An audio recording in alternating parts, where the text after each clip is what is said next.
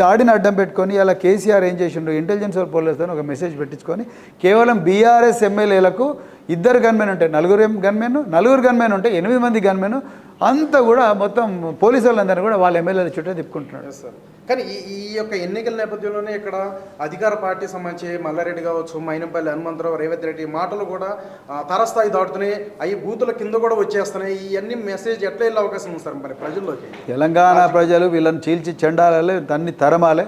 ఇప్పుడు తెలంగాణ ప్రజలు ఇప్పటి కూడా ఈ జోకర్ గాలను తన్ని తరమపోతే ఇంకెప్పుడు అవకాశం రాదు.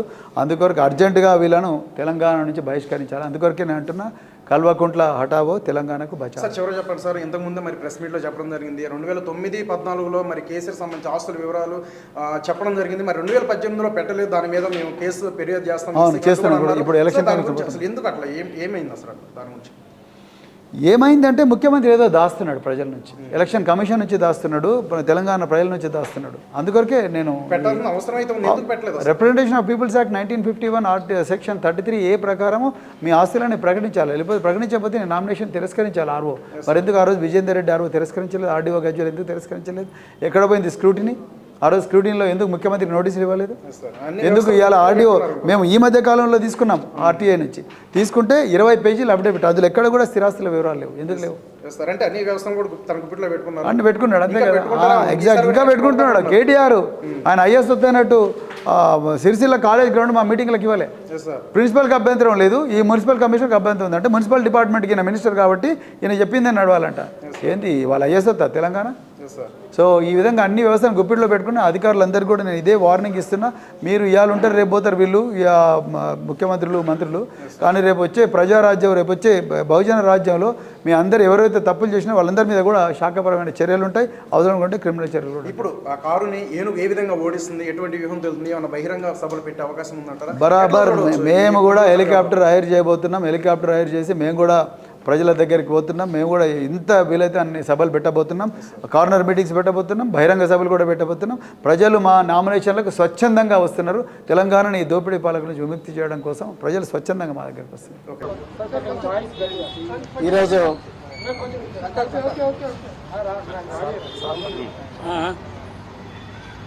ఈరోజు తెలంగాణ మాజీ ముఖ్యమంత్రి శ్రీ పెద్దలు గౌరవనీయులు శ్రీ కేసీఆర్ గారిని కలిసినందుకు చాలా ఆనందంగా ఉంది.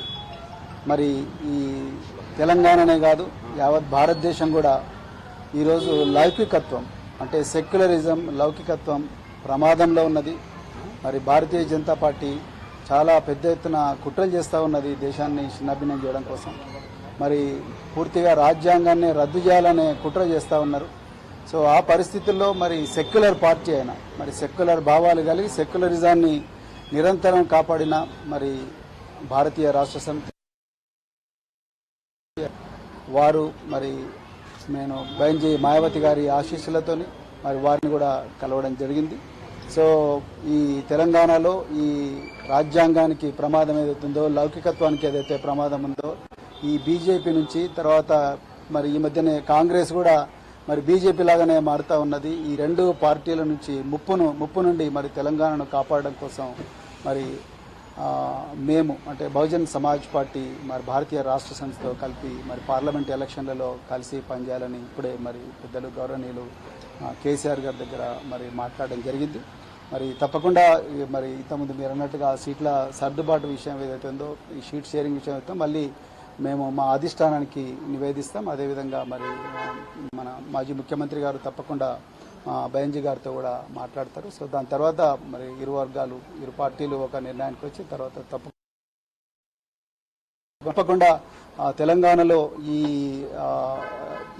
స్నేహం అనేది తప్పకుండా తెలంగాణ ప్రజల జీవితాలను మారుస్తుంది. తెలంగాణ ప్రజల విలువలను ఏదైతే గంగా జమున తహజీబ్ అని అంటున్నామో ఆ విలువలను, ఆ సంస్కృతిని తప్పకుండా కాపాడుతుంది. బహుజన వర్గాలందరి జీవితాలు బాగుపడతాయి. ఇలా నిరుద్యోగులు సంతోషంగా లేరు. సో పట్టుమని 4 నెలలు కాలేదు, ఇప్పటికీ మళ్ళీ నిరుద్యోగులు రోడ్ల మీదకి వచ్చే పరిస్థితి. అదేవిధంగా పెద్ద ఎత్తున ఈ లౌకికత్వానికి తూట్లు పొడిచే సంస్కృతి అనేది మరి తెలంగాణలో వస్తూ ఉన్నది. అందుకొరకే ఈ స్నేహం అనేది, ఈ ఐకమత్యం అనేది రాబోయే రోజుల్లో తెలంగాణ సమాజాన్ని చాలా గొప్పగా మార్చబోతున్నది. సో చాలా చాలా ఆనందంగా ఉంది అలా మరి ఈ విషయం మీతో మాట్లాడుతున్నందుకు.